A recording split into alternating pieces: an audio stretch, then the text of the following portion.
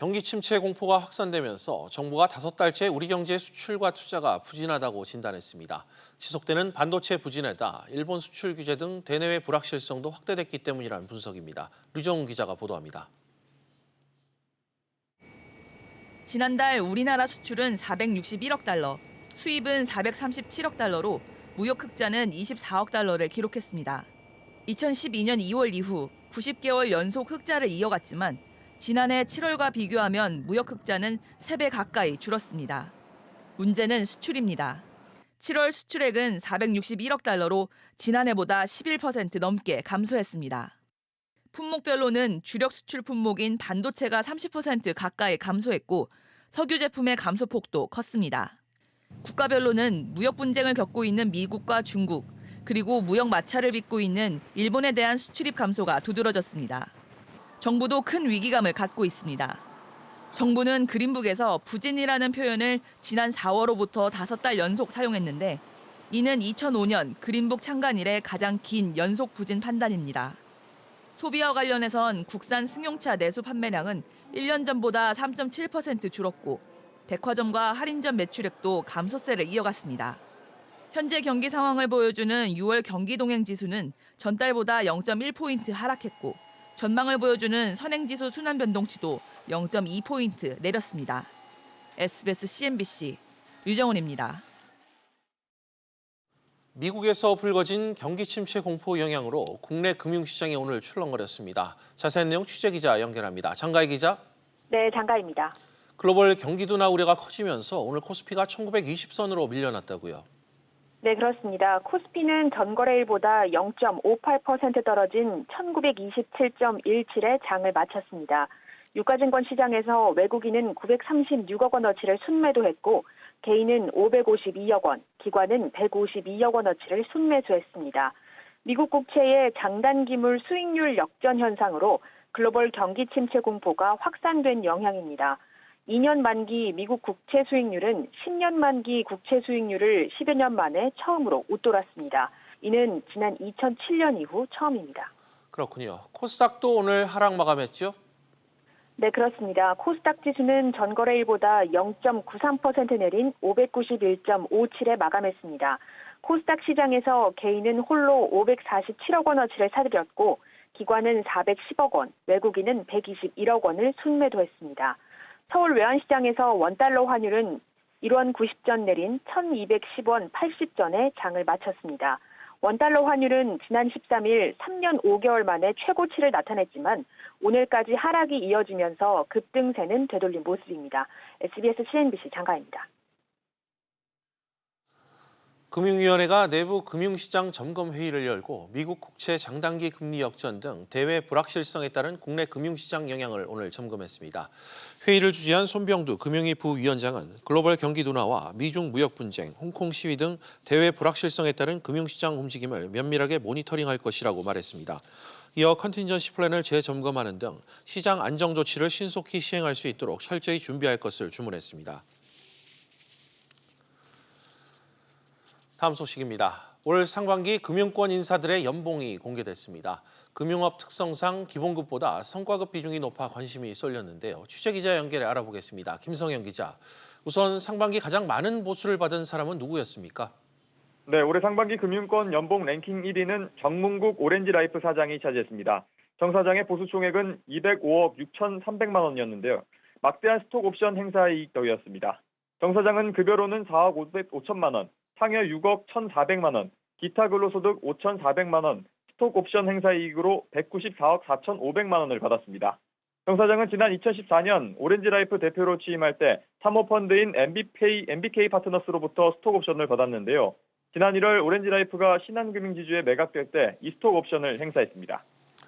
그렇군요. 정 사장 외에 이 금융권 주요 인사들 또 얼마의 보수를 받은 걸로 나타났습니까? 우선 금융지주 회장 가운데서는 김정태 하나금융지주 회장이 20억 9,500만 원으로 올 상반기에 가장 많은 보수를 받았습니다. 급여 4억 원에 상여금으로만 16억 9,500만 원을 받은 것으로 나타났습니다. 카드업계 2위인 정태영 현대카드 부회장은 계열사인 현대커머셜에서 받은 보수까지 합쳐 19억 7천만 원을 받았습니다. 은행에서는 박진회 한국시티은행장이 16억 4,300만 원으로 연봉 1위 자리에 올랐습니다. 증권업계 연봉킹은 유상호 한국투자증권 부회장으로 19억 4,436만 원의 보수를 받아 오너인 김남구 한국투자금융지주 부회장보다 3억 8천만 원 이상 많았습니다. 이 밖에 조영병 신한금융지주 회장이 8억 5,900만 원을, 윤종규 KB금융지주 회장이 5억 7,800만 원을 받은 것으로 나타났습니다. SBS CNBC 김성현입니다. 문재인 대통령이 어제 광복절 경축사에서 대화의 메시지를 보냈습니다만 아베 정부는 전혀 변화 조짐이 없습니다. 징용 문제 시정이 우선이라는 입장인데요. 취재기자 연결해 알아보겠습니다. 오정인 기자. 네, 오정인입니다. 문재인 대통령 대일 메시지에 대해 일본 측은 어떤 반응을 보였습니까? 네, 고노다로 일본 외무상은 유럽 순방 중 기자들과 만난 자리에서 문 대통령 경축사와 관련해 강제징용 문제의 시정 조치가 우선이라며 국제법 위반을 해결하라고 촉구했습니다. 강제징용 문제 해결 없이 어떠한 협의도 합의도 하지 않을 것이란 기존 입장을 고수하고 있는 상태입니다. 네, 또 이런 상황이라면 한일 군사정보 보호협정 지소미아 연장도 불투명한 것 아닙니까? 네, 지소미아 연장 시한은 오는 24일까지인데요. 현재 우리 정부는 실무진 검토를 마무리한 뒤 결정만 남겨둔 상황입니다. 이하와 다케시 일본 방위상은 문 대통령 경축사와 관련해 매우 모더레이트, 억제된 발언이라면서도 지소미아는 연장되는 것이 바람직하다는 입장을 밝혔습니다. 그러니까 종합하면 일본의 입장은 한국이 징용 문제에 대한 해답도 내놓고 일본에 필요한 지소미아도 연장해야 한다는 겁니다. 네, 아직 대결 상태가 이어지고 있는데요. 이런 가운데 이달 말 양국 외교회담이 성사될 거란 전망이 있다고요. 네, 오는 20일부터 21일까지 중국 베이징에서 한중일 외교장관 회담이 개최되는데요. 한일 외교장관은 이 자리에서 양자 회담을 갖는 방안을 추진 중인 것으로 알려졌습니다. 문 대통령이 외교적으로 풀어야 한다는 입장을 밝힌 만큼 한일 외교장관 회담이 그 계기가 될 수 있을지는 좀 더 지켜봐야 할 것 같습니다. SBS CNBC 오정인입니다. 삼성전자가 2분기 세계 메모리 반도체 낸드 플래시 시장에서 점유율 30%대를 회복했습니다. D램 익스체인지에 따르면 올해 2분기 낸드 플래시 제조업체들의 낸드 매출 합계는 13조 1천억 원으로 이 가운데 삼성전자는 4조 6천억 원의 매출을 기록해 34.9%의 점유율을 나타냈습니다.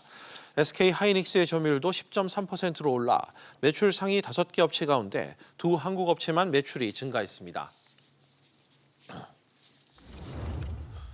서울시가 주택 공급을 늘리기 위해 상업 준주거지역의 주거 용적률을 한시적으로 완화합니다. 서울시는 최근 열린 제9차 도시건축공동위원회에서 상업지역과 준주거지역의 주거 용적률을 완화하는 지구 단위계의 결정 변경안을 수정 가결했다고 밝혔습니다. 이들 지역에서 임대주택을 추가로 확보할 경우 주거 용적률이 기존 400%에서 600%로 늘어나고 도심 상업지역 주상복합 건물의 비주거 의무 비율도 30%에서 20%로 줄어듭니다. 희귀암을 유발할 가능성이 제기돼 회수 중인 인공유방 보형물 이식 후 실제로 암이 발생한 환자가 국내에서도 처음으로 확인됐습니다. 식품의약품안전처는 유방 보형물 관련 희귀암의 한 종류인 역형성 대세포 림프종 환자가 보고됐다고 밝혔습니다. 식약처에 따르면 이 환자는 40대 여성으로 7, 8년 전 해당 보형물 삽입 확대수를 받았습니다. 앞으로는 병원 수술실과 분만실, 또 중환자실은 환자나 의료진이 아닌 사람의 출입이 엄격히 제한됩니다. 그동안 출입 제한 기준이 없어 보안과 안전이 취약하다는 지적을 받아왔는데요. 취재기자 연결해 자세한 내용 알아보겠습니다. 김정현 기자, 의료기관의 주요 시설에 대한 출입 관리가 앞으로 강화된다고요? 네, 보건복지부가 수술실과 분만실, 중환자실 등의 출입 기준을 정해 입법 예고했습니다. 지금까지는 이들 시설에 대한 출입 제한 기준이 없어 안전사고와 감염 위험 등 우려가 컸는데요. 오는 10월부터는 의료행위가 이루어지는 동안 허용되지 않은 외부인은 출입할 수 없도록 했습니다. 출입이 허용되는 사람은 환자와 환자 보호자, 의료인, 간호조무사, 의료기사 등 의료기관장이 승인한 사람으로 제한되는데요. 일반인의 경우 승인을 받은 뒤에도 출입에 관한 별도의 교육을 받아야 합니다. 의료기관은 수술실 등에 출입한 사람의 명단과 출입 목적 등을 기록하고 이를 1년간 의무 보관해야 하고 외부인에게 출입 허가를 준 경우에도 승인 내용을 보관해야 합니다. 그렇군요. 또 보안 장비 설치, 보안 인력 배치 기준도 마련했다고요? 네, 100병상 이상 병원급 의료기관 2,300여 곳에 경찰청과 연결된 비상벨 설치를 의무화하고 최소 1명 이상의 보안 인력도 배치하도록 했습니다. 또 폭력행위 예방과 대응 내용 등을 담은 지침을 마련하고 의료인과 의료기관 종사자 등에게 교육을 실시하도록 했습니다. 특히 정신의료기관은 보안장비, 보안인력 등을 정신건강복지법에 따라 갖춰야 하는데요. 앞서 환자가 휘두른 흉기에 숨진 고 임세원 강북 삼성병원 교수 사건을 계기로 마련된 후속 조치입니다. SBS CNBC 김정은입니다.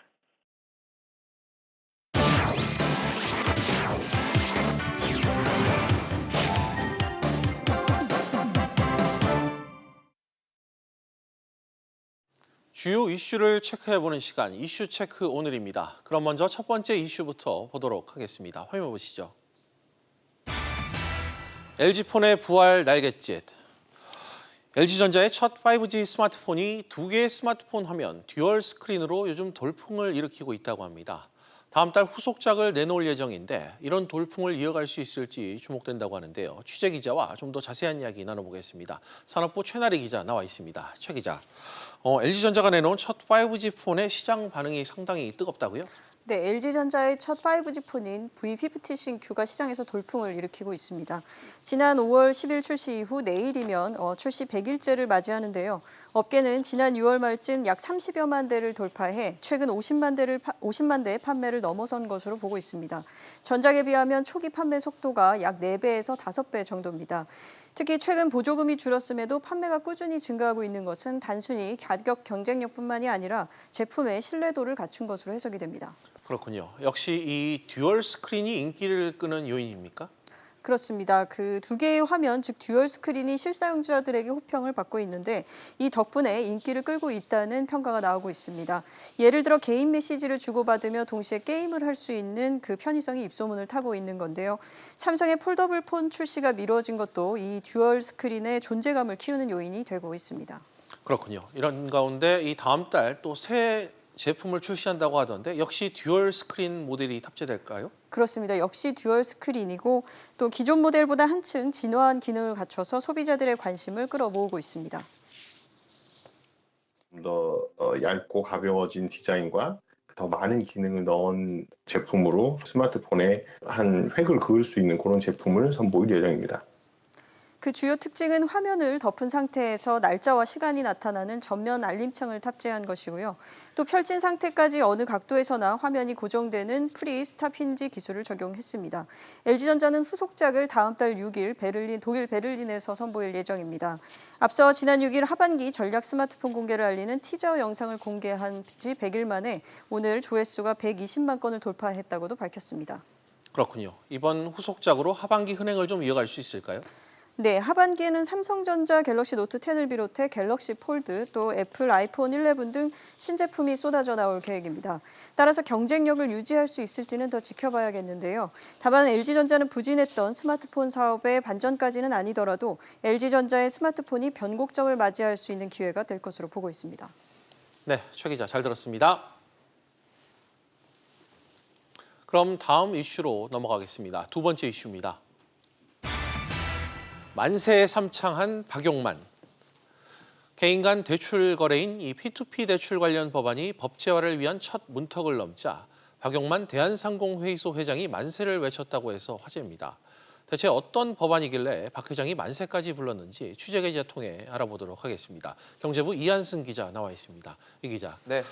박 회장이 법안이 통과됐다고 만세를 외친 게 왜 이렇게 화제가 되는 겁니까? 좀 희한하다고 볼 수도 있는데요. 네. 실제로 만세를 외쳤는지는 사실 알 수 없고 개인 SNS를 통해서 네. 자신이 만세를 외쳤다라고 밝힌 겁니다. 사실 어제 국회 정무위원회 법안 심사 1소위가 있었는데 이 자리에서 지난 2017년 7월 처음 발의됐던 이 P2P 대출 관련 법안이 2년 1개월 만에 통과가 됐습니다. 네. 이 소식을 들은 박용만 회장이 자신의 SNS를 통해서 만세를 외쳤다면서 눈물까지 난다라고 글을 올려서 주목을 받은 겁니다. 네.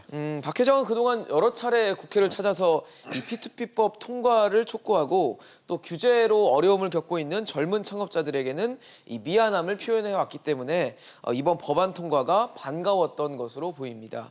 아직 정무위 전체 회의도 남았고 법제사법위원회 그리고 국회 본회의까지 남아 있긴 하지만 이 법안 소위에서 여야의 의견 조율이 어느 정도 이루어졌기 때문에 법제화 자체는 그렇게 어렵지 않게 이루어질 것으로 보입니다. 네, 이 만세를 외친 P2P 대출 어떤 내용인지 좀 다시 설명해 주시죠. 네, 일단 쉽게 말씀드리면 개인이 개인에게 대출을 해주는 구조로 돼 있습니다. 예.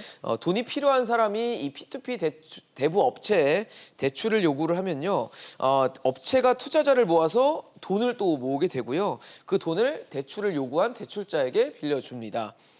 대출을 받았으니까 이자를 내게 되겠죠. 그 이자 중 일부를 P2P 대부업체가 수수료로 갖고 이 수수료를 제외한 나머지 이자를 투자자들이 나눠 갖는 구조입니다. 시간이 흐르면서 이런 P2P 금융업체가 지금 보시는 것처럼 꽤 많이 늘어났고요. 그에 맞춰서 누적 대출액도 한 8배 정도 증가한 것으로 나타납니다. 예. 경쟁이 치열해지면서 또 부작용으로 어떻게 보면 이 허위 대출 또 과장 광고들이 난립을 했는데 이 법적 강제력 없는 가이드라인만 있다 보니까 사실상 P2P 대출이 이 금융 감독의 사각지대에 놓여 있었다고 해도 과언이 아닌 상황입니다. 예. 그래서 일부 사기나 이른바 먹튀로 피해를 입는 이 금융 소비자들도 발생했습니다. 그렇군요. 법안 내용이 대체 어떻길래 이 박용만 회장 그렇게 반긴 걸까요? 일단 P2P 대출 법안 관련 법안의 골자는 이 투자자 보호 그리고 투자 제한을 완화하겠다는 겁니다. 예. 우선 P2P 대출 업체의 최소 자본금이 현행 3억 원에서 5억 원으로 상향돼서 이 초기 진입 장벽이 높아지면서 이 마구잡이식 진입이 어려워질 것으로 전망됩니다. 그리고 금융사의 투자 유치 또 자기 자본 투자에서도 이 물꼬가 트이면서 P2P 대출 활성화에 길이 열렸다고도 볼 수 있습니다. 네. 그리고 현행 대출 한 건당 500만 원으로 제한되어 있는 개인 투자자 한도도 상향되는데요. 박 회장은 이 창업에 나서는 청년들이 온라인을 통해서 이 투자 자금을 보다 좀 손쉽게 유치를 할 수 있게 돼서 이번 그 아까 만세를 외쳤다는 말씀처럼 환영의 뜻을 좀 애둘러 표현한 것으로 보입니다. 알겠습니다. 이 기자 잘 들었습니다. 네, 이제 마지막 이슈 확인해 보도록 하겠습니다. 세 번째 이슈입니다. 원금 다 까먹은 금리 연계 DLS. 요즘 시중 대형은행들이 금리 연계 파생 결합 증권 상품 이 DLS가 막대한 손실이 예상돼 논란이 커지고 있다고 합니다. 취재 기자와 이게 대체 무슨 내용인지 짚어보도록 하겠습니다. 역시 경제부 박규준 기자 나와 있습니다. 박 기자, 예. 우선 이건 투자 상품으로 알고 있습니다. 예적금도 아니고 뭐 주식, 펀드 투자하다가 이런 투자형 상품에는 개인이 투자했을 경우는 손실도 자기가 지도록 이렇게 구조가 좀 짜여져 있잖아요. 이런 여론이 좀 상당히 많은 것 같은데 어떻습니까? 네, 맞습니다. 말씀하신 것처럼 투자 상품이기 때문에요. 본인이 그 손실에 대해서 책임을 지는 게 원칙적으로는 맞다고 봐야 됩니다. 하지만 고객에게 원금 손실 우려가 있다 이러한 위험 고지를 제대로 하지 않았다면 불완전 판매 의혹이 있기 때문에 이제 그게 핵심 문제가 되는 건데요. 예. 불완전 판매 여부를 가르는 이 기준이 3가지가 있는데 첫째, 이 상품 구조를 제대로 설명했느냐, 그리고 상품 설명서나 투자 설명서 같은 거를 교부를 했나, 그리고 원금 손실 가능성 등 이런 위험 고지를 제대로 했는지 이 여부를 따져보는 겁니다. 예. 물론 은행들은 단연코 이 불완전 판매는 없었다라는 입장입니다. 그런데 현장에서 피해자들 목소리를 들어보고 좀 이야기를 들어보면은 내용이 좀 다릅니다. 그러니까 일부 투자자들 같은 경우에는 정기 예금으로 해당 은행에 1억, 2억 이렇게 돈을 맡겨놨는데 은행 PB가 원금 손실 우려가 없으니까 투자 한번 해봐라라고 하면서 DLS 상품을 권유했다 이렇게 주장하고 있습니다. 예. 그리고 정황상 석연치 않은 구석들도 있습니다. 이 실례로 원금 손실 가능성이 가장 큰 게 현재 독일 금리 연계된 DLS 상품인데요. 이 상품은 우리은행만 팔았습니다. 그런데 다른 은행들 같은 경우에는 금리 하락 추세이다 보니 이 상품 판매를 중단한 게 3월부터였는데 우리은행은 거꾸로 3월부터 이 상품을 팔기 시작했다는 것입니다. 이 과정에서 그렇기 때문에 우리은행 PB들이 독일이 망하지 않는 한 절대 금리가 더 떨어지진 않는다라고 이야기를 하면서 이 상품을 판매를 했다는 피해자들의 주장이 나옵니다. 그렇군요. 그런데 박 기자, 이렇게 금리가 일정 수준 이하로 내려갔을 경우 원금을 다 까먹는 이런 투자형 상품, 고위험 상품으로 알고 있는데 은행별로 지금 얼마나 팔았는지 좀 집계가 되고 있나요? 당국의 실태 조사를 지금 마무리하고 있는 상황인데요. 취재를 해보니까 우리은행과 하나은행이 총 7,500억 원 DLS 상품 팔았고요. 하나금융투자가 2,000억 원을 팔아서 총 9,500억 원을 금융권이 팔았다, 이렇게 보시면 됩니다. 또 새롭게 발견된 사실이 국민은행도 270억 원어치 금리연계 DLS를 팔은 것으로 이 금감원은 확인을 했는데 다만 네. 상품 구조가 완전 다릅니다. 이 우리은행과 하나은행 같은 경우에는 금리가 떨어지면 손실을 보는 상품 구조인 반면에 국민은행은 하락하면 이득을 보는, 그러니까 반대 방향의 베팅을 한 상품의 구조입니다. 특히 오늘 이 독일 10년물 금리를 살펴보니까요. 금리가 마이너스 0.72%까지 떨어졌는데요. 이 상품 구조상 마이너스 0.7% 밑으로 떨어지면 원금 전액을 다 잃게 되는 구조라서 지금 투자자들은 비상 상황이 있다고 봐야 됩니다. 네.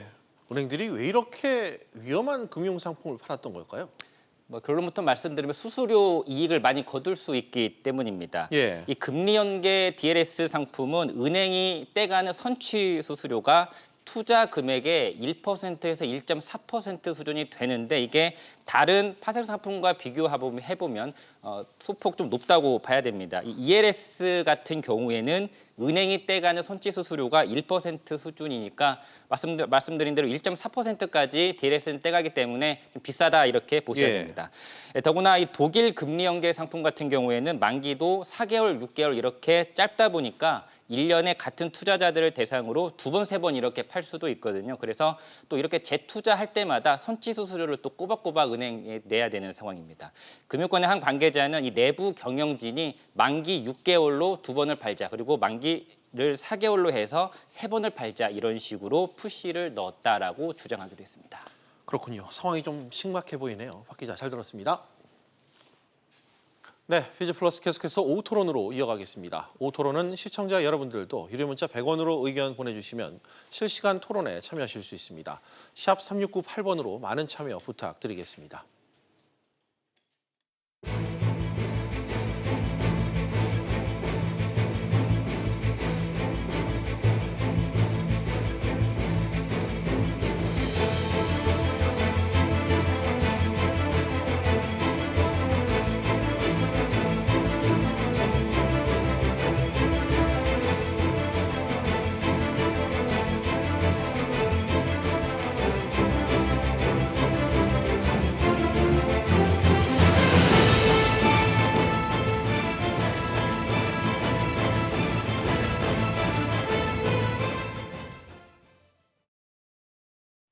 최근 미국의 장단기 국채 금리가 역전되면서 경기 침체 공포가 다시 확대되고 있습니다.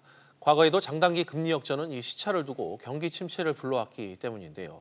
물론 최근 들어 경제 상황들이 변화했고 최근 이 미국 국채 금리에 영향을 미치는 요소들도 다양해지면서 경기 침체 신호가 아닐 거란 반론도 꾸준히 제기되고 있습니다. 하지만 전문가들은 이른바 이 아래 공포로 당분간 국내 증시를 비롯한 글로벌 금융시장의 변동성 확대가 불가피하다고 지적하고 있습니다. 오늘 관련 내용으로 두 분의 전문가 모시고 이야기 나눠볼 텐데요. 최양호 한국외대 경제학과 교수, 그리고 김광석 한국경제산업연구원 경제연구실장 함께 나오셨습니다. 두 분 어서 오십시오. 네, 반갑습니다. 안녕하세요. 네. 먼저 김 실장님께 여쭙도록 하겠습니다. 글로벌 경제의 불확실성 속에서도 나홀로 호황을 그동안 누려왔던 이 미국 아니겠습니까?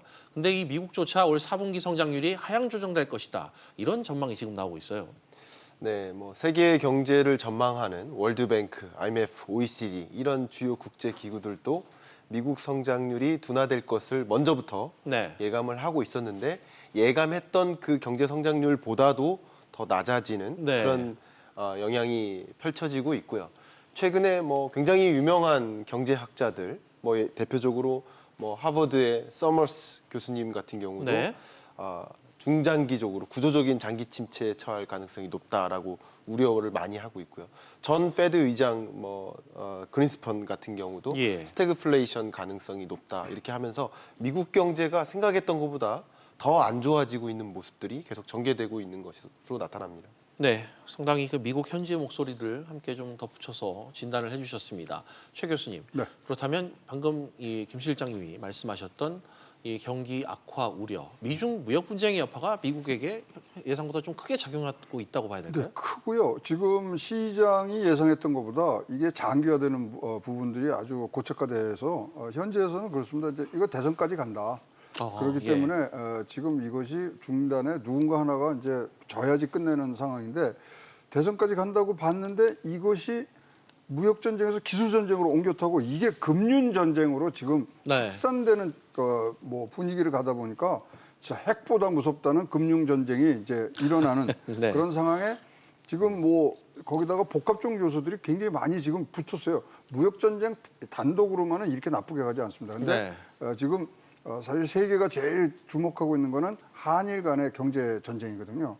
그 부분, 그다음에 이태리가 연정이 붕괴되고 또 아르헨티나에서 지금 또 이 좌파 포퓰리즘 쪽에서 올라오는 부분, 그다음에 또 브렉시트 이런 것들이 복합적으로 지금 한꺼번에 몰려오다 보니까 지금 뭐 우리가 굉장히 말하는 아래 공포에 대해서 지금 이제 생각들을 하고 각 기관에서 IMF도 지금 작년 7월 달부터 해서 지금 3.9%에서 3.2%까지 지금 전체 세계 성장률을 낮추는 그런 형국까지 지금 와 있는 겁니다.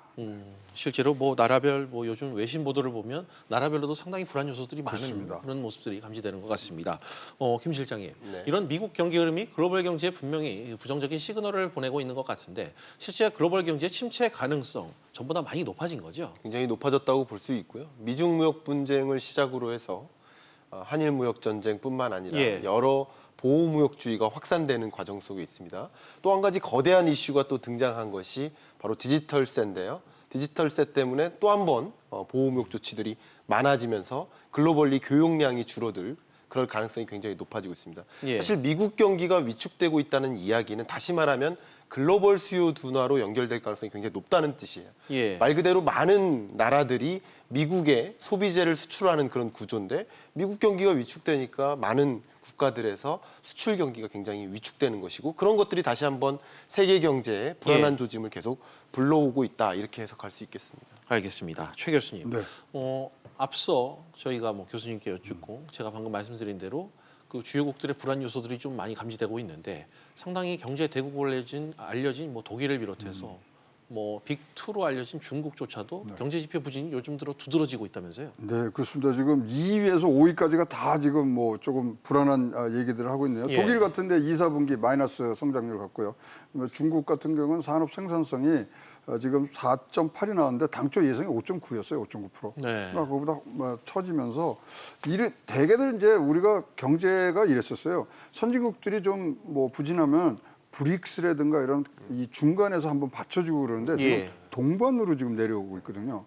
그래서 전체적인 부분들이 지금 가고 있는데 특히 지금 뭐 지금 지적하신 중국이나 독일에는 수출 비중이 굉장히 높은 나라입니다. 두 나라 다. 거기가 지금 뭐 미중 무역 전쟁 등등 지금 세계적인 전쟁의 그런 분위기에 휩쓸려서 가다 보니까 전체적으로 지금 뭐 힘을 한번 누군가 받쳐줘야 되는데 거기가 지금 또 처지고 있고요. 특히 지금 우리가 뭐 외신으로 많이 듣고 있는 홍콩 사태. 홍콩 사태가 뭐 지금 중국 내 내정이 아니라 홍콩이 어디입니까? 금융 허브거든요. 금융 허브가 한번 흔들리면요.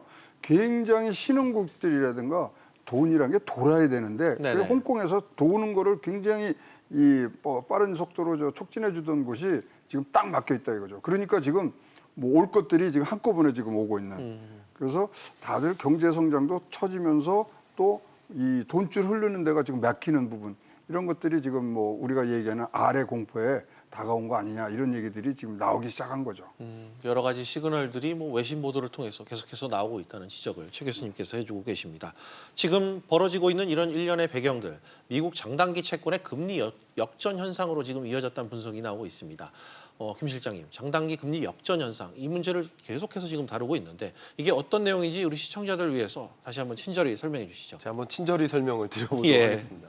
자, 장기 금리와 단기 금리를 잠깐 구분해 보도록 하겠습니다. 돈을 제가 앵커님께 빌려드리는데 내일 갚을 것을 약속하고 빌려드려요.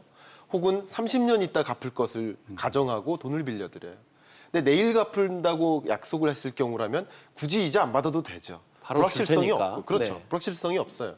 근데 30년 있다 갚는다 그러면 그 안에 앵커님께서 뭐 예를 들어서 고용 불안에 처할 수도 있고 소득이 없어질 수도 있고 네. 그러니까 채무를 변제할 수 있는 능력이 없어질 수도 있는 거예요. 변수가 많다는 얘기죠. 그리고 또 한 가지 중요한 것은 저의 기회 비용도 굉장히 큽니다. 그렇기 때문에 당연히 장기 텀에 돈을 빌려줄 때 금리가 높겠죠. 이자를 더 높게 그렇죠. 칠 수밖에 없겠죠. 그렇기 때문에 쉽게 말씀드리면 장기 금리가 단기 금리보다 높게 형성되어 있는 것이 바로 정상적인 모습이라고 볼 수 있는데 네. 지금 오늘 나타난 이런 현상은 장기 금리가 단기 금리보다 낮았기 때문에 기이한 현상이다라고 풀이할 수 있는 거예요. 그러면 왜 이런 현상이 일어나느냐를 또 한번 설명드리고 싶은데요. 장기 금리는 말 그대로 경기를 보여준다라고 볼 수 있는 거예요.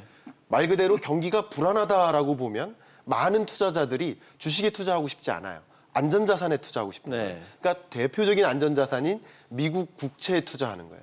미국의 국채를 적극적으로 투자하기 시작하면 국채 가격이 올라갑니다. 다시 말하면 수익률이 떨어지는 거예요. 그러니까 장기 국채 금리가 떨어지기 시작합니다. 근데 반대로 단기 금리, 이 2년물 금리 같은 경우는 상대적으로 굉장히 기준금리와 연동돼서 직접적으로 이어집니다. 근데 기준금리의 인하 속도는 더디지 않습니까? 그러니까 말 그대로 장기 금리는 가파르게 하락하는데 단기 금리는 완만하게 상대적으로 완만하게 하락하다 보니 역전되는 것이다. 결국은 불확실성이 고조되면서 투자 자금이 국채로 이동하면서 나타나는 기이한 현상이 당장 내 눈앞에 돈이 우선이기 때문에 그렇죠. 단기물에 몰렸다. 그렇죠. 그렇게 움직이는 모습이라고 볼 수 있겠습니다. 알겠습니다. 최 교수님, 김 실장님 말대로 투자자들도 향후 경기가 더 나빠질 것으로 내려보고 있다. 그래서 제가 방금 말씀드린 대로 투자 자금이 장기채로 크게 쏠리면서 채권값이 치솟았다 뭐 이런 뜻인가요? 네, 그렇죠. 근데 과연 그럼 누가 투자를 하고 누가 이 시장에서 지금 메인 플레이어냐를 우리가 잘 봐야 됩니다. 지금 나타난 걸로만 봐서는 지금 뭐 장단기가 이제 역전이 되니까 미래 수요가 지금 없어질 것이라 그래서 지금 뭐 걱정들 하시는데 과연 이 현상까지 오는데 누가 그럼 큰 손으로 작용했냐? 근데 미국 정부예요. 투자자들이 개인 투자자들이 했으면 개인 투자자도 뭐 분명 많은 포션이 있겠습니다만은 그러면 걱정이 되는데 요번 거는 사실 미국 정부가 장기채 위주로 좀 계속해서 매수를 하고 있었습니다. 기억나시겠지만 올해 3월 달에도요. 이게 역전이 한번 됐었어요. 근데 바로 지금 이제 돌아온 부분들이 있고요.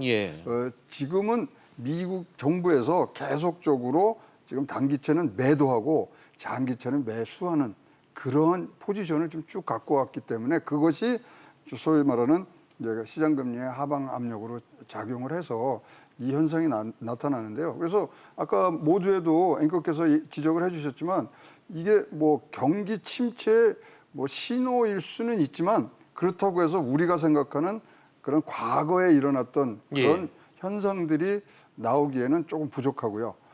그리고 이제 지금 뭐 이 여러 가지 얘기들이 나옵니다만은 이르려면 규제 강화라든가 어떤 정부에서 추가적인 대책이라든가 규제들이 더 붙어주면은 그야말로 진짜 침체기라고 우리 얘기하는데 지금은 조금 침체기라고 얘기하기에는 아직까지는 시그널은 좀 약하고요. 바로 반등을 또 하루 만에 또 하는 부분들이 있어서 뭐 우리가 이제 조심해서 봐야 되겠습니다만은 코앞에 다가온 위기는 아닌 것 같습니다. 알겠습니다. 그럼에도 불구하고 과거에는 이 장단기 금리 역전 현상을 교수님 좀 경기 침체의 신호로 좀 봐왔었는데 이 신호로 본 그 배경 그럼에도 불구하고 좀 약간 시그널로 보기에는 아직 이르다 이런 평가를 지금 직전해 주셨는데 그 이유를 좀 덧붙여서 설명해 주시죠. 요번에 이제 원인들은 이제 미국 측에서 얘기하는 게 뭐 월스트리트저널에서 보면은 첫 번째가 이제 무역 갈등이고 두 번째가 독일과 중국의 경기 둔화, 그다음에 이제 남미의 그런 어떤 이제 금융 불안 이 세 가지가 주요 이 사안으로 해서 요번에 이게 이제 뭐 역전이 됐다 그러는데요. 아까도 말씀드린 대로 현재 메인 플레이어가 미국 정부 자체입니다. 그래서 미국 정부에서 이것을 끌고 가는 부분들이 있어서 말씀드린 거는 지금 각국 정부들이 다 완화 정책을 가고 있기 때문에 공공 투자라든가 이런 것들이 사실은 보조를 잘 맞추고 있어요. 그래서 이게 어느 한쪽에서 터지는 그러한 현상이 나오면 경기 침체로 가고 그랬거든요. 물론 1994년도, 2004년도 미국이 금리를 올리는 시기에 끝나고 나면 다 문제가 있었습니다. 그래서 뭐 아시다시피 인도 같은 데는 벌써 4번이나 금리를 선제적으로 이 인하를 하고 있는 부분들이 있거든요. 예. 그래서 각국들이 지금 공부를 많이 했어요. 2번 당하면은 3번째는 당할 수가 없잖아요. 그래서 이러한 것들이 쌓여 있기 때문에 다른 부분들의 추가적인 위험 요소가 없다면 이거는 시장에서 잘 소화낼 것 같고요. 특히 이제 뭐 우리 SBS, CNBC가 지금 단독으로 보도하고 있는 G의 회계 뭐 분식 사태 네. 이런 것들이 시장에서 이제 영향을 미치기 시작하면 제2의 엔론 사태 나고 그게 또 뭐 글로벌 위기까지 간 경험들이 있기 때문에 네네. 사실 제 개인적인 입장은 G의 분식 회계가 어떻게 여기에 가세를 할 건가가 사실은 더 궁금합니다. 붙었을 때 악재로 한꺼번에 왔을 경우를 악재 얘기하시는 거죠? 큰 악재죠. 엔론보다 지금 더 크거든요. 그래서 지금 뭐 38조, 48조 얘기를 하고 있기 때문에 네. 굉장히 지금 이건 문제가 될 수 있는 소지가 있습니다. 알겠습니다. 뭐 우려를 계속해서 보내고 있지만 약간 과거와는 양상이 다를 것이라는 교수님의 입장을 좀 들을 수 있었습니다. 실장님, 물론 방금 말씀하신 것처럼 약간 좀 이렇게 간격을 좀 두고 얘기를 하고 계신데 과거처럼 2008년 금융위기처럼 확산될지 여부를 놓고도 상당히 지금 의견이 분분한 것 같은데 네. 이 부분과 관련해서 좀 어떻게 판단하시나요? 일단은 국제기구들의 전망을 먼저 말씀드려보면 네네. 보통 이제 IMF 그리고 월드뱅크의 전망에 따르면 2019년 세계 경제 성장률이 저점입니다. 근래 들어서. 그래서 2020년, 21년은 반등하는 모습입니다. 예. 근데 이 세계 경제 성장률을 개도국과 선진국을 구분해서 놓고 보면 재밌는데 예. 선진국은 더 안 좋아집니다. 20년, 21년. 주로 선진국 중에는 미국, 유럽, 일본 다 포함됩니다. 예. 이 선진국 덩어리들이 20년, 21년 더 안 좋아요. 그런데 이 안 좋은 만큼 이상으로 신흥국들이 괜찮아진다는 거예요. 예. 신흥국들은 2019년이 저점을 형성하고 20년, 21년 상당히 완만한 속도로 회복세를 보이고 있습니다. 그게 지금 국제기구의 전망이라는 그렇죠. 얘기죠. IMF, 월드뱅크 네.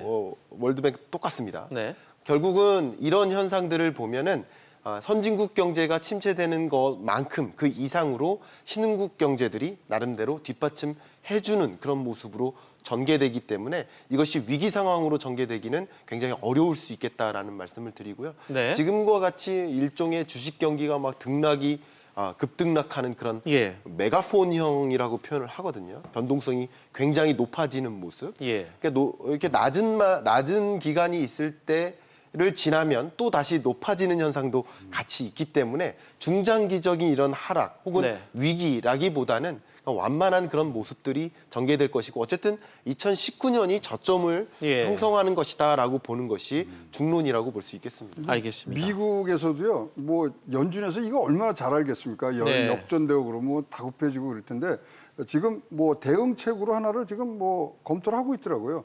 경기 대응 완충 자본을 시행하겠다. 2016년도에 의회에서 이제 허락을 해준 예. 건데 지금 이제 2,500억 달러 이상의 자본을 가진 은행들로 해서 경기가 나빠질 때를 대비해서 자본을 쌓아두라는 거를 예. 했어요. 그것을 하면 소위 말하는 시중의 유동성이라든가 이런 것들을 잘 조정할 수 있는데 이것에 대해서 지금 뭐 제롬 파월 연준 의장이 이것을 한번 시행을 해볼 것도 검토하고 있다 이렇기 때문에 예. 과거와 다르게 완충되는 그런 뭐 쿠션을 갖고 있는 그런 형국이라서 뭐 장기화되지 않으면은 분명히 이거는 시장에서 소화할 수 있고 특히 이제 이런 것들이 나올 때 보면요.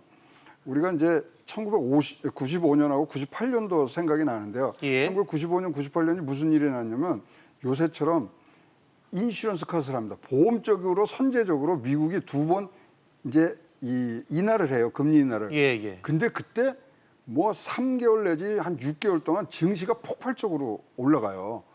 따라서 이거는 사실 시장에서 그런 것들을 기대하는 거 아니냐는 예. 측면까지도 보면은 일단은 어떤 이 다른 때와는 다르게 대응책이 있다는 부분. 네네. 그래서 그 부분은 뭐 좋게 지금 평가를 하고 싶습니다. 지금 말씀 이제 김 실장님 덧붙여서 최 교수님께서 미국 중앙에서도 경기 대응 완충 자본을 나름대로 쌓고 있다는 그런 지적을 또 새롭게 해주셨습니다. 어찌됐건 이번에 발생한 이 10여 년 만에 발생한 장단기 금리 역전, 글로벌 금융시장 전반에 좀 충격을 준 건 사실입니다. 네. 실제로 실장님 뉴욕 증시와 아시아 증시 상당히 좀 움직임이 컸던 모습이잖아요. 네, 이런 현상을 또 플래시 크래시라는 표현을 쓰고도 있습니다. 네. 어려운 표현인데 갑작스러운 붕괴 뭐 이런 예. 표현을 쓰는데요. 어쨌든 주로 미국 증시를 중심으로 이런 갑작스러운 붕괴가 나타났었고요. 앞에 말씀드렸던 것과 연장선에서 미국 경제의 어떤 침체 국면으로 예. 설명하는 것이지 이것이 세계 글로벌 위기로 뭐 전개되는 효과는 있지만 상대적으로 아시아 신흥국 같은 경우는 굉장히 견조합니다. 예. 다시 말해서 2019년 상반기까지는 신흥국 위기가 중점이 됐어요. 이 세계 경제를 침체 국면으로 접어들게 만드는 예. 신흥국 위기 가능성이 가장 큰 이야기였지만 2019년 하반기부터는 네. 조금 더 선진국 중심으로 경기가 침체되는 국면으로 접어들기 때문에 상대적으로 아시아 경기는 혼조세를 말씀하신 것처럼 나쁘지 않았다라고 표현할 수 있는 거거든요. 이런 혼조세의 기조는 아마 2019년 하반기 내내 계속 지속될 것이다라고 전망하고 있습니다. 그런 의미에서 오늘 장 초반에 좀 출렁였지만 좀 후반으로 갈수록 안정세를 찾은 것도 같은 이유라고 보면 그렇게 되는 볼 거죠. 수 있겠습니다. 알겠습니다. 최 교수님, 국내 증시는 어제 광복절로 휴장하면서 당장의 충격은 좀 비껴갔습니다. 그렇지만 오늘 좀 안정세를 물론 보였습니다만 앞으로의 전망은 좀 불확실성이 좀 큰 건 사실이잖아요. 그렇죠. 뭐 그렇지만 미국이 3% 떨어질 때 우리가 0.58% 떨어졌기 때문에 크게 당황은 안 되고요. 이제 전체적으로 큰 그림으로 보셔야 되는데요. 지금 지난 1년간 전 세계의 증시는 16%가 올랐고요. 우리는 14%가 빠진 상태예요. 네. 따라서 이제 미국은 큰 폭 인상이 됐기 때문에 충격이 클 수가 있지만 우리는 계속적으로 조정 국면에 계속 와 있기 때문에 사실 우리의 그 증시가 빠지는 거 보면 일부의 어떤 산업군별로 지금 뭐 영향들을 받았지 않습니까? 바이오라든가 반도체라든가. 그래서 우리에게 올 수 있는 부분들은 뭐 그렇게 큰 파도는 아닐 것 같고요. 지금 뭐 일단은 이 환율 전쟁으로 지금 옮겨 타는 부분들이 어떻게 전개되느냐가 우리 증시에는 더욱더 영향이 많을 것 같습니다. 알겠습니다. 덧붙여서 하나 좀 짚어볼 분이 있는데 이런 금융시장의 불안 와중에도 트럼프 대통령은 이와 관련해 한마디를 좀 던졌습니다. 뉴욕 증시가 폭락한 날이었죠. 뭐 지금 화면에 트위터를 통해 나오고 있는데 미 연준 의장을 아주 멍청하다고 비난하고 또 장단기 금리의 역전 현상을 두고서도 미친 수익률 곡선이다. 이런 글을 남겼는데 또 추가 금리 인하를 압박하고 나섰습니다. 네, 이거 대통령이 한 달 새에 5번째 지금 제롬 파월을 괴롭히고 있는데요. 지금 이제 대통령이 기본 생각을 우리가 이해해야 될 게 뭐냐면 일단 중국의 통화 가치 하락은 미국에 대한 경제 침략이라고 지금 뭐 딱 정해놓고 하는데 사실 그럼 백악관이나 재무부에서 다 동일하냐? 그건 아니죠. 딱 두 사람만이 지금 얘기를 했습니다. 트럼프하고 나바로하고. 그런데 뭐 어쨌든 간에 대중 최고 지지자가 지금 갖고 가기 때문에 이런 부분들이 있는데 결국은 근데 이 모든 사람 하여튼 뭐 이제 좀 해안이 있으신 분들은 이런 얘기들을 하는데 제 귀에는 솔깃하더라고요. 중국과의 무역 전쟁을 끝내기 위한 수순으로 지금 환율 전쟁으로 옮겨가는 것이다. 그러니까 마지막에 와 있다는 거죠. 그렇다면 환율 전쟁에서 이기려면은 실탄을 받아야 되는데 실탄이 트럼프 생각에는 금리라고 생각을 하는 것 같고요. 만약에 이제 이것이 그 전문가들이 예상한 대로 진짜 뭐 수습하는 마지막 단계로 와 있다 그러면 어쨌든 간에 달러의 강세가 되기 전에 어떤 흐름이 한 번은 있지 않겠느냐 보여집니다. 알겠습니다. 이어서 이야기를 해보면 실장님, 그럼 연준이 트럼프 대통령의 말대로 압박을 받아서 금리 인하를 단행하게 되면 실제로 지금 최 교수님 말씀하신 것처럼 효과가 좀 있는 건지 그 부분이 궁금합니다. 이미 무역 전쟁 등이 실물 경제에 본격적인 타격을 좀 미치고 있다. 이런 분석도 있더라고요. 일단 트럼프 입장에서 생각을 한번 해보면 일단 장기 금리는 말 그대로 경기를 보여준다.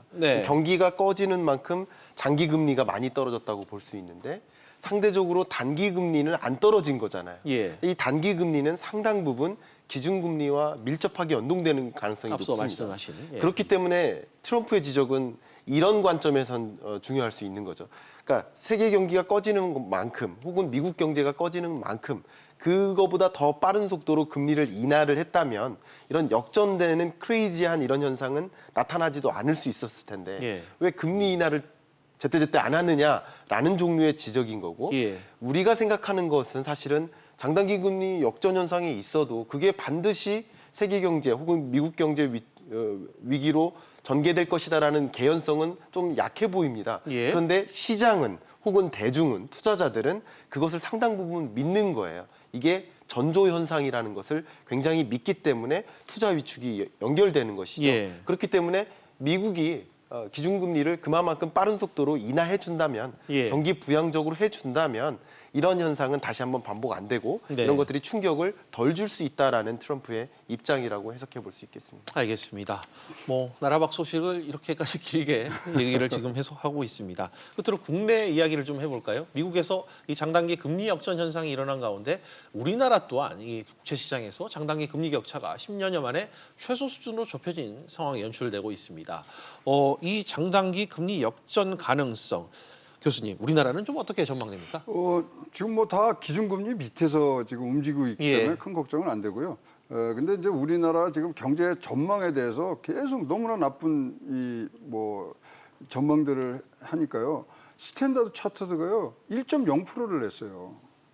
우리가 2.2% 얘기하잖아요. 사실 뭐 한은의 2.2%도 일본의 영향을 포함하지 않았기 때문에 2.2%인데 뭐 1.4, 1.8 뭐 나오고 있기 때문에 현재 그럼 과연 어떻게 우리가 이걸 갖고 가느냐. 특히 이제 소비자 물가도 지금 0%대를 좀 7개월째 갖고 가기 때문에 진짜로 뭐 준 디플레이션에 들어간 거냐. 뭐 또 제가 하는 당국에서는 디플레이션은 아니고 디스인플레이션이다. 그래서 총수요가 부족하기 때문에 그런 상황이 나왔다 그러는데 어쨌든 간에 지금 뭐 우리가 지금 뭐 굉장히 국회에서 논란이 많습니다만은 일단 지금 뭐 우리 탈출구는 재정 확대를 통해서 하는데 이 부분들이 좀 빠른 속도로 국회에서 좀 진행을 해주셔야 되고요. 하려 그러면은 진짜로 굉장히 많은 이 재정 확대를 굉장히 빠른 시기를 해야지만 이거 갈 수 있고요. 우리가 지금 이 정책 여력이 굉장히 없습니다. 1.5%에서 내리면 얼마를 내리겠습니까? 그리고 전 세계가 옛날처럼 이 금리 조절하는데요. 베이비 스텝이라는 0.25 갖고 하는 나라가 이제 별로 없습니다. 막 뭐 4%까지 지금 내린 나라도 있고 터키 같은 데는 그렇다 보니까 지금 우리가 정책 여력을 쌓아야 되는데 그러려면 현재로는 조기에 뭐 어마무시한 재정 효과를 내야지만 일단은 동력이 회복될 것 같습니다. 알겠습니다. 뭐 정책적 뒷받침이 좀 필요하다는 지적도 끝에 좀 함께 해주신 것 같습니다. 같은 질문을 실장님께도 끝으로 좀 여쭙고 싶은데 우리나라도 미국처럼 이렇게 좀 역전 현상이 일어날 수 있는 그 가능성, 실제로 일어났을 때 경기 침체의 신호로 좀 읽어야 되는지, 이 경우 또 하나 덧붙여서 우리도 금리 인하로 대응을 해야 되는지 같이 좀 한 말씀해 주시죠. 일단은 역전 가능성이 없다라고 말씀드리긴 어렵지만 역전된 가능성은 좀 희박하다라고 볼 수 있겠습니다. 우리나라 이제 하는 총재 의장께서 결국은 기준금리 인하 결정을 좀 적극적으로 해오는 모습입니다. 그렇기 때문에 단기 금리가 장기 금리보다 더 가파르게 하락할 가능성이 있습니다. 향후에는 그런 관점에서 이 역전 현상이 있을 가능성은 좀 상당히 희박한 것이라고 볼 수 있고요. 만약에 역전된다면 상당히 교란적인 요소로 또 작용할 것이라고 보여되는데 왜 그러냐면은 말 그대로 금리가 떨어지면 금융기관이 적극적으로 대출을 하고 싶어 하지 않아집니다. 신용경색이 발생하고 그러면 많은 기업들이 적극적으로 투자에 임하기가 자금 부족으로 투자에 임하기가 더 어려워지는 거죠. 이게 이제 경제의 악순환을 초래할 수 있기 때문에 이렇게 금리가 장기 금리가 떨어지는 현상은 좀 위험하다라고도 볼 수 있지만 그것에 먼저 대처해서 선제적으로 기준금리를 인하하는 그런 결정을 해 나갈 것이다라고 보고 있습니다. 하나 첨언을 하자면 이렇게 환율이 상승할 때 금리까지 인하를 해버리면요, 사실 외국 자본이 해외로 유출될 가능성이 너무 높기 때문에 그 부분은 이주열 총재께서 어떤 식으로든지 고려를 해주셔야 될 부분들이 꼭 있습니다. 알겠습니다. 덧붙여서 환율 부분도 함께 고려를 해야 된다는 마지막에 최 교수님 지적도 있으셨습니다. 시간 관계상 오늘 말씀은 여기까지 듣도록 하겠습니다. 두 분 오늘 나와주셔서 고맙습니다. 네, 감사합니다.